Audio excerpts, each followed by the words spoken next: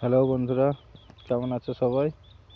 এই যে আমি দুপুরবেলা এসেছি আমার পেঁয়াজের জমি দেখতে। পেঁয়াজের ফুলগুলো সব নষ্ট হয়ে গেছে।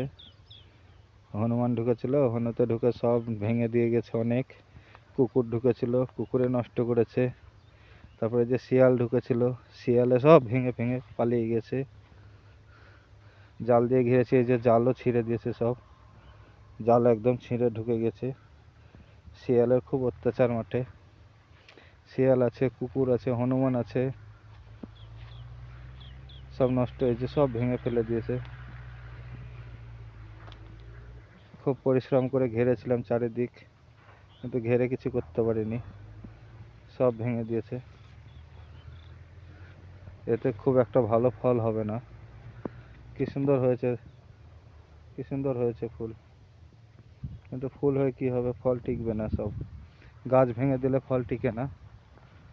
গাছ যদি একটুকু ভাঙা পড়ে যায় বা একটু গাছে যদি কিছু হয়, তাহলে আর ফল ঠিক মতো থাকে না, ঝরে যায় বা নষ্ট হয়ে যায়, বা বীজই আসে না। খুব পরিশ্রম করে কষ্ট করে করেছি, কিন্তু লাভ করতে পারছি না চাষে। অনেকটাই আছে, 2 কাঠা মতো পেঁয়াজের ফুল আছে।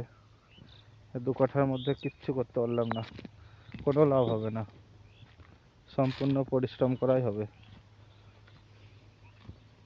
কিছু করার নেই। কি করব? এইভাবে যদি লস খেতে থাকি, চাষ ছেড়েই দিতে হবে।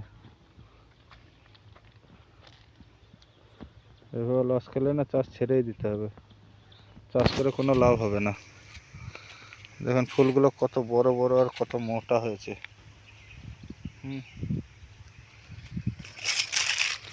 অনেক ফুল আছে, অনেক। প্রায় ঠিকভাবে হলে পরে কেজি 3.5 কেজি মতো হতো, কিন্তু 3.5 কেজি হবে না। সব মিলিয়ে হয়তো 1.5 কিলো বীজ দাঁড়াবে।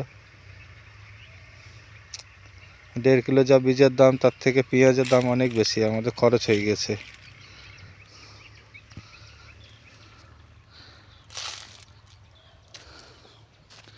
দেখেন বন্ধুরা, ভেতরে ভেতরে গেলে আবার নষ্ট হবে। ভেতরে ঢুকলে নষ্ট হওয়ার চান্স বেশি আছে, সেই জন্য ভেতরে ঢুকতে পারা যায় না। সব এগুলো শিয়ালে ভেঙে দিয়েছে, ওই যে দেখতে পাচ্ছেন, সব শিয়ালে ভেঙে দিয়েছে। শিয়াল ঢুকে, কুকুর ঢুকে, তারপর হনুমান ঢুকে পড়ে।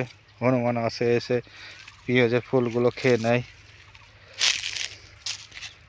এগুলো সব ফুল বাঁধাকপি, কেটে কেটে বিক্রি করেছি।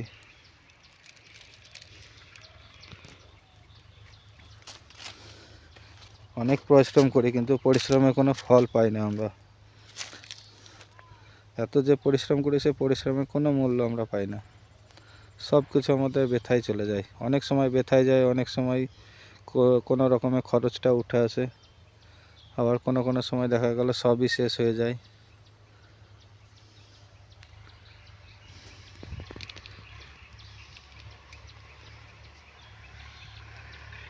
ঠিক আছে বন্ধুরা, আবার পরে দেখা হবে নেক্সট ভিডিওতে।